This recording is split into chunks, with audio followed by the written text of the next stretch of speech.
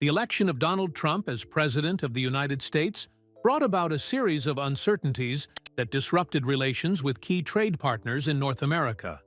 Imagine the threat of aggressive 25% tariffs disrupting energy trade with Canada and Mexico. One can't help but wonder, would Trump really go that far? And how would Canada and Mexico respond? After securing votes during the election campaign with rhetoric about stopping imports, protecting domestic industries, and correcting trade imbalances, he is now taking steps that will shake the deep-rooted trade networks of North America. The decision to impose tariffs, particularly on critical products like crude oil, reverberates not just in Washington but also in Ottawa and Mexico.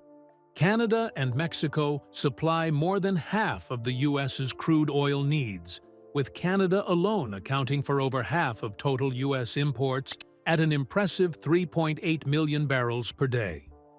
Mexico follows, sending the heavy oil crucial for U.S. refineries. What would tariffs do to such complex and sensitive supply chains? It wouldn't be surprising if U.S. fuel prices skyrocketed. Refineries would suffer, consumers would be penalized, and at the same time, the Canadian and Mexican economies would take a significant hit. Moreover, the U.S.-Mexico-Canada Agreement, USMCA, could be jeopardized, as Ottawa and Mexico have already indicated their intention to retaliate.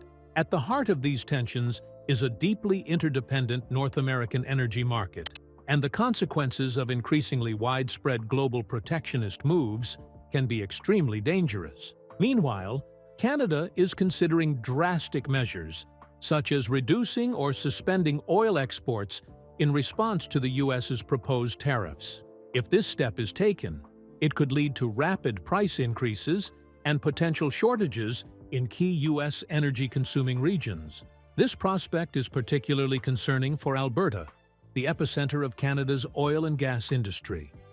The provincial government argues that an energy retaliation would hit their economy hard.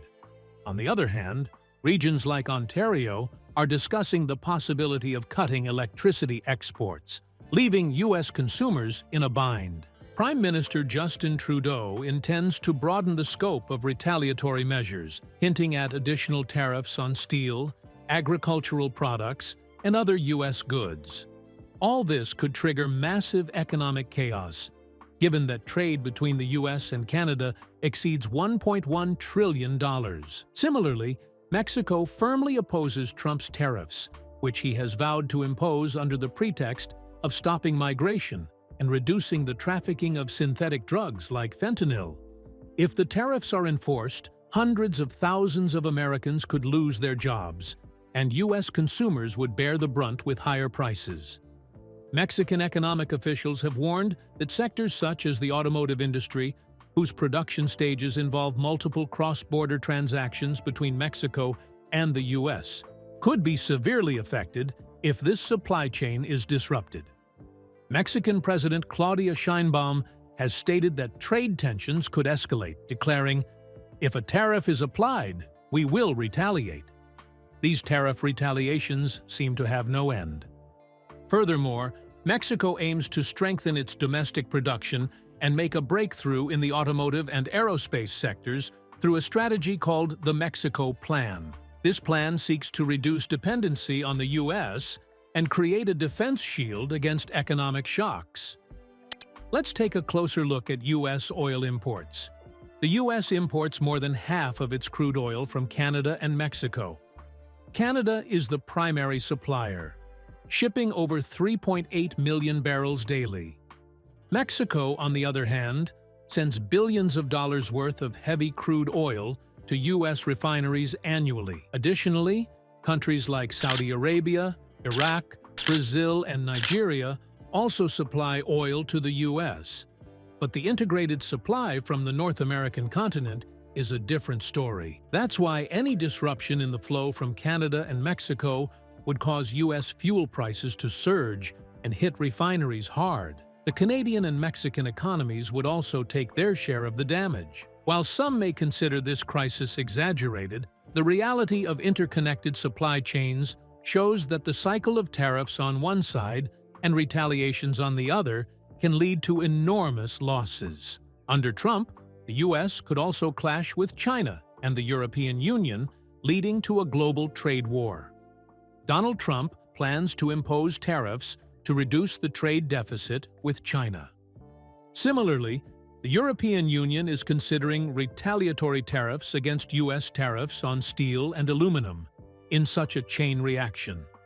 If Canada and Mexico also take aggressive measures to protect themselves, the U.S. economy could face pressure from multiple directions. Consequently, sectors such as agriculture, automobiles, manufacturing, and technology could be severely impacted.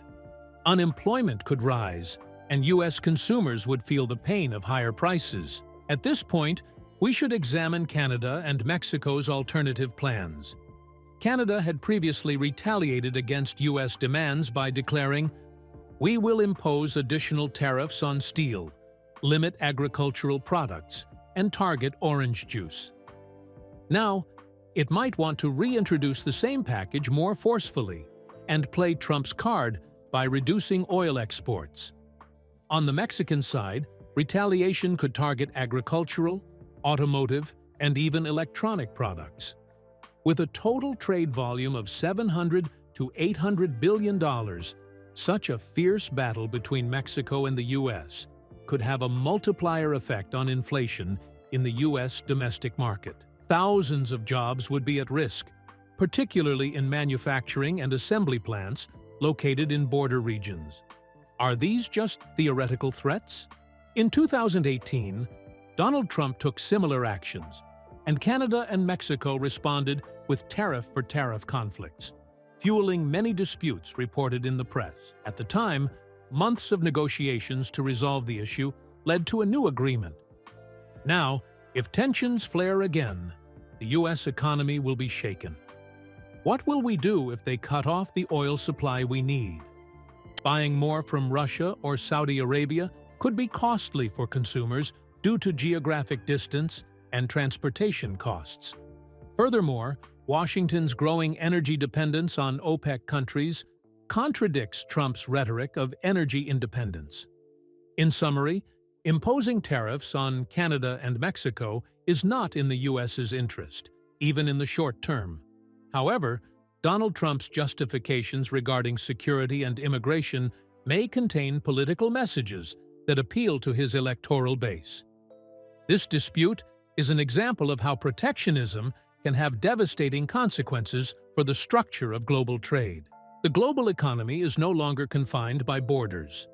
To produce a car, parts often cross borders 6 or 7 times. Canadian oil is used by U.S. refineries. Byproducts are processed into another product in Mexico, then reintroduced to the U.S. market. Such a chain is disrupted when protectionist walls are erected, resulting in multilateral job losses.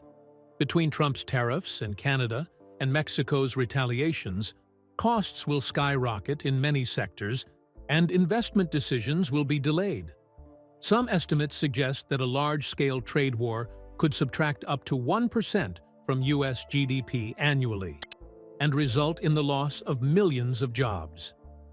The situation is further complicated by the involvement of the European Union and China. The European Union has already shown its willingness to retaliate strongly against such unilateral U.S. measures. It has imposed tariffs on steel and aluminum, as well as additional duties on iconic U.S. products like motorcycles, agricultural goods, and beverages. China could respond with regulatory restrictions on U.S. companies or mandatory joint venture rules and limit exports. If Beijing even imposes tariffs on critical raw materials, U.S. high-tech sectors would be affected. Thus, a trade conflict with Canada and Mexico could escalate into a global fracture if Trump simultaneously intensifies tensions with the European Union and China. In the long term, this could lead to U.S. isolation, higher costs for consumers, and a blow to its exports. Ultimately, Trump's tariff plans, even if introduced under the slogan of protecting America, could end up plunging the U.S. into a multidimensional trade war.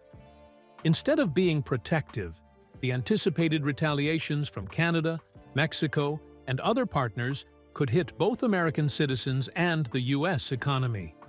Shaking long-standing trade networks would go against the spirit of agreements, like the USMCA. The global trade system is such that when one party tries to win it all, everyone loses.